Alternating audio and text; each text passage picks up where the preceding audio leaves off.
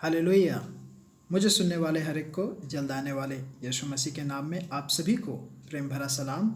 मैं आशा करता हूँ आप सभी दिन प्रतिदिन लगातार यीशु मसीह में बढ़ते जा रहे हैं। तो मेरे प्रियो, आज का जो हमारा विषय है, यह विषय हर एक मनुष्यों के जीवन से संबंधित है। जो कोई व्यक्ति आगे बढ़ने को इच्छुक हैं, जरूर वे इन बातों से जरूर होकर गए होंगे। तो आज का जो विषय इस प्रकार से है, पर्वतों पर चढ़ने वाला हार मान लेता है। आज हम एक छोटे से उदाहरण के जरिए हम वचनों को सीखेंगे। तो मेरे प्रियो, एक बार एक पर्वतारोही जिसने कई सारे पर्वतों के ऊपर चढ़कर चढ़ाई की और बहुत सारे इनाम प्राप्त किए, तो वह एक दिन एक ऊंचे पर्वत पर चढ़ने को सोचता है और वह उस पर्वत पर चढ़ाई भी करता है।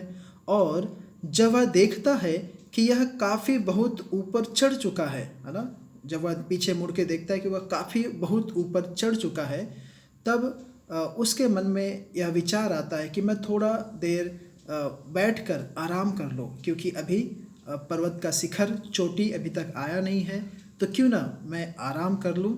मेरे प्रियो, जब वह आराम करना शुरू करता ही है, तभी उसके मन में कई सारे हजारों विचार उसके दिमाग में आने लगते हैं कि वह अब ऊपर नहीं चढ़ सकता है, क्योंकि शायद वह पर्वत बहुत ही ऊंचा है, या वह बहुत थक गया है। शायद ऊपर जाने के बाद अगर उसे ऑक्सीजन ना मिले, हवा ना मिले और उसकी तबीयत खराब हो जाए, तो कौन उसे संभालेगा।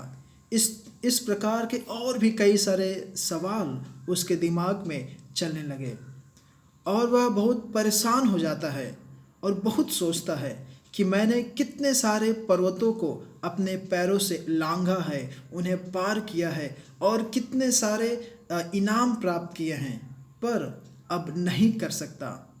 अच्छा होगा कि मैं वापस नीचे उतर जाऊं।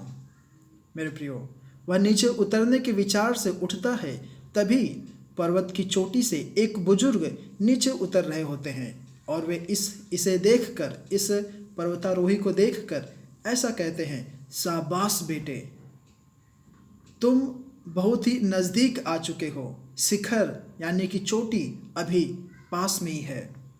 और जब यह बात उस व्यक्ति ने सुनी, वह तुरंत उठकर ऊपर की ओर चढ़ने लगा और क्या देखते हैं कि वह शिखर के एकदम करीब आ चुका था और उसने एक और पहाड़ को चढ़कर जीत लिया। मेरे प्रियो, कई बार हम ऐसी समस्या के कारण अशांति महसूस करते हैं, जिनका हल, जिनका समाधान हमारे एकदम नज़दीक ही है। अगर हम इस आदमी को, वह बुजुर्ग नहीं कहता कि तुम शिखर के बहुत ही नज़दीक हो या फिर चोटी के बहुत ही नज़दीक आ चुके हो, तो वह शायद कभी भी ऊपर की ओर नहीं जाता और अपने ही परेशानी में, निराशा में ही वह नीचे उतर जाता और उसे पूरे जीवन भर तक इस बात का अफसोस रहता।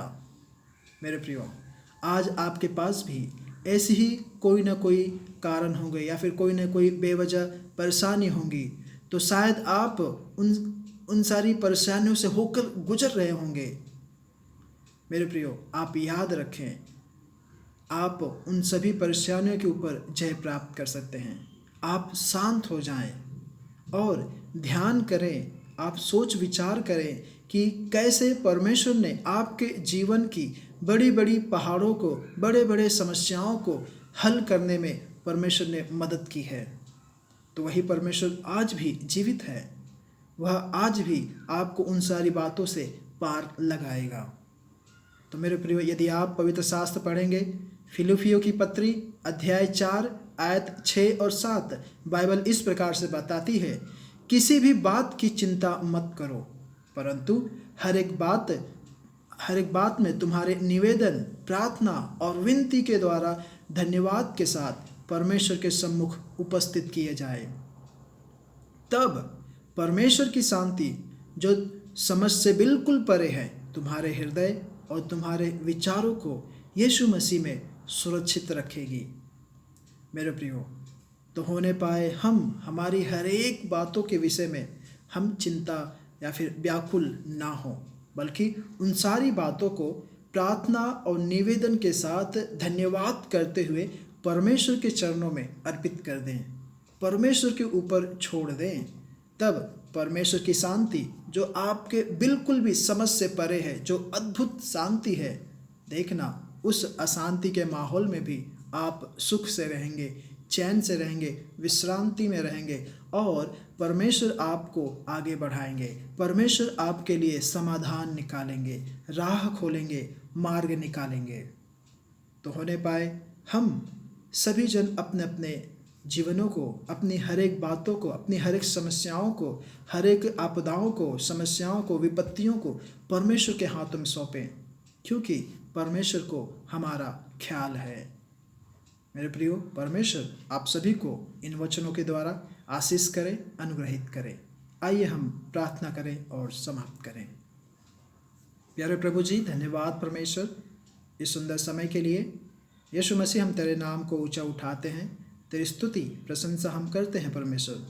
जिस प्रकार से हमने वचन सुना प्रभु जी कि वह पर्वतारोही परमेश्वर अपने जीवन में हार मान चुका और फिर से वह नीचे की ओर उतर रहा था, लेकिन जब उसे एक थोड़ा सा हौसला मिला, वह फिर से ऊपर की ओर चढ़ने की कोशिश किया और वह पर्वत पर चढ़कर जीत गया।